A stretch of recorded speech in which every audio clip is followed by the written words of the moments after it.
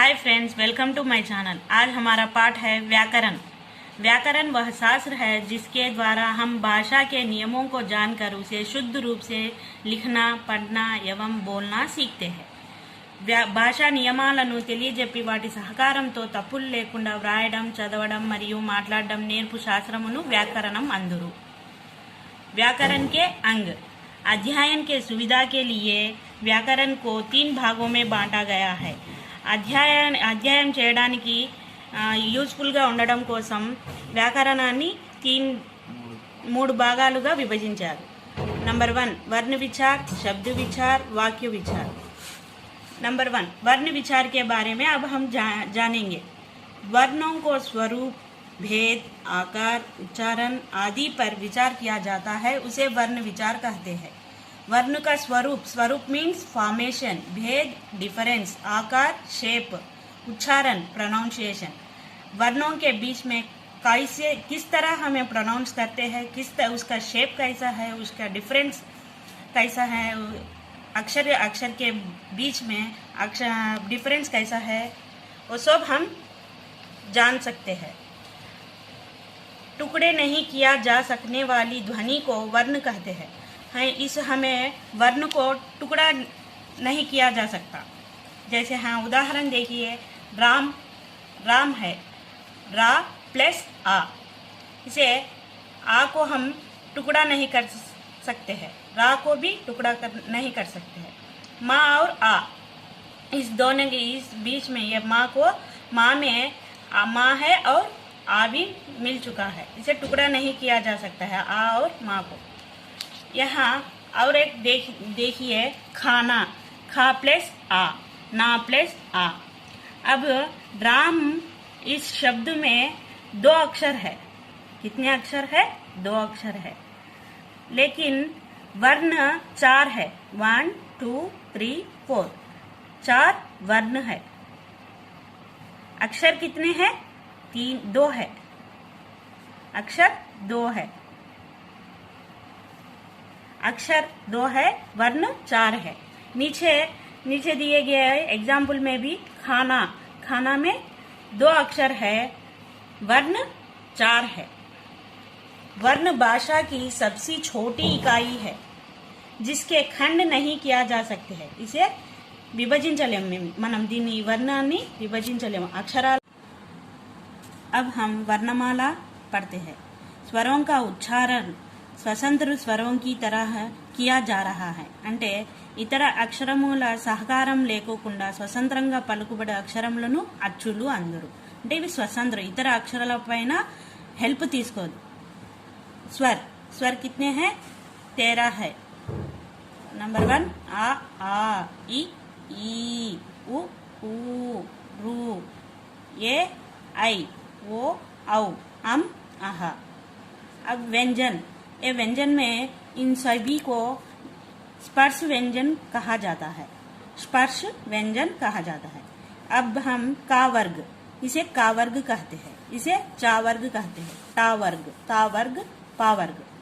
और यारा लावा को अंतस्थ व्यंजन कहा जाता है। अंतस्थ व्यंजन कहा जाता है। इसे उष्म व्यंजन कहा जाता है। शा शा सा हा। संयुक्त व्यंजन कहा जाता है। क्ष त्र ज्ञ श्रा। क्ष ये 2 अक्षरों के मिलाप से होता है। का प्लस श। त्रा को ता प्लस रा। ज्ञ जा प्लस इन। श्रा शा प्लस रा।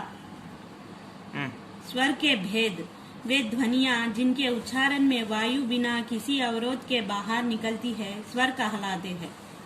उच्चारण के समय या मात्रा के आधार पर स्वरों के 3 भेद है। नंबर 1 ह्रस्व स्वर, दीर्घ स्वर, प्लुत। ह्रस्व स्वर, इन्हें मूल स्वर एकमात्रिक स्वर भी कहते हैं। इन्हें ह्रस्व स्वर को क्या कहते हैं? एकमात्रिक स्वर भी कहते हैं। इनके उच्चारण में कम समय लगता है। कैसा? जैसे आ ई उ रू। अब हम दीर्घ स्वर के बारे में जानेंगे। दीर्घ स्वर, इनके उच्चारण में ह्रस्व की अपेक्षा दुगना समय लगता है। ह्रस्व की अपेक्षा यहाँ कम साउंड आती है, यहाँ दुगना आता है। ये इसकी अपेक्षा दुगना होता है। जैसे आ, ई, उ, ए, आई, ओ, औ, उसे दीर्घ स्वर कहते हैं। इन्हें सभी को दीर्घ स्वर कहते हैं। प्लुत, इनके उच्चारण में ह्रस्व की अपेक्षा तिगुना समय लगता है। इसके उदाहरण हमारे हिंदी वर्णमाला में नहीं है। प्रयत्न के आधार पर, जीभ के प्रयत्न के आधार पर 3 भेद है। नंबर 1, अग्र स्वर, जिन स्वरों के उच्चारण में जीभ का अगला भाग ऊपर नीचे उड़ता है, उसे अग्र स्वर कहते हैं। जैसे ई, ए, आई। मध्य स्वर, हिंदी में आ स्वर केंद्रीय स्वर है। इसके उच्चारण में जीभ का मध्य भाग थोड़ा सा ऊपर उड़ता है। आ, इसका एग्जाम्पल आ है। मध्य स्वर का एग्जाम्पल आ है। पश्च स्वर, जिन स्वरों का उच्चारण में जीभ का पिछला भाग सामान्य स्थिति है। इसका स्वर इन सभी स्वरों का उच्चारण करते समय जीभ का पिछला भाग सामान्य स्थिति है, సాధారణమైన స్థితిలో ఉంటుంది। आ, ऊ, ओ, औ तथा आ। मुखाकृति के आधार पर 4 भाग होते हैं, जैसे समृद्ध, अर्ध समृद्ध, विवृत, अर्धविवृत। नंबर 1, समृद्ध स्वर, जिनका उच्चारण में मुंह बहुत कम खुला है। हम इन सभी को उच्चारण करते समय हमारा मुंह बहुत कम खुला है। जैसे ई, उ, ऊ। अर्ध समृद्ध, वे स्वर जिनके उच्चारण में समृद्ध की अपेक्षा कुछ अधिक खुलता है। हम इसकी उच्चारण करते समय समृद्ध से भी जरा ज्यादा अधिक खुलता है।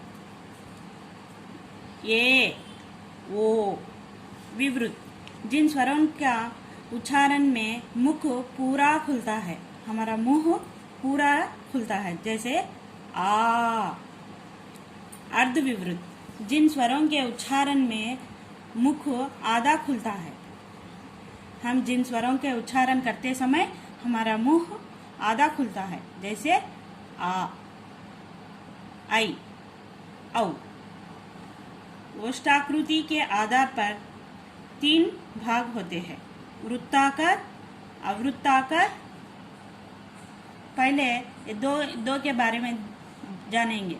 वृत्ताकार, जिनका उच्चारण होठों की आकृति वृत्त के समान बनती है। हमारे इस स्वरों को उच्चारण करते समय हमारे होठों मीन्स लिप्स आकृति, उसका लिप्स की आकृति शेप वृत्त के समान है, जैसे सर्किल के समान आते हैं। ऊ, ओ, औ जैसा सर्किल के जैसे आते हैं हमारे लिप्स। अवृत्ताकार, इनके उच्चारण में होठों की आकृति अवृत्ताकार होती है, जैसे सेमी सर्किल जैसे होते हैं। हमारे होठों, हमारे लिप्स सेमी सर्किल जैसे होते हैं। जैसे क्या होते हैं? जैसे ई, ए, आई। उदासीन, आ स्वर के उच्चारण में होठ उदासीन रहते हैं। आ हमें इस स्वर को उच्चारण करते समय उदासीन रह जाता है। आ, हमारा होठ भाग और मुंह भाग उदासीन रह जाती है। आ स्वर अंग्रेजी से हिंदी में आया है। यह अक्षर अंग्रेजी से हिंदी में आया है। इसे आ स्वर अंग्रेजी से हिंदी में आया है। यह स्वर अंग्रेजी से हिंदी में आया है। इसे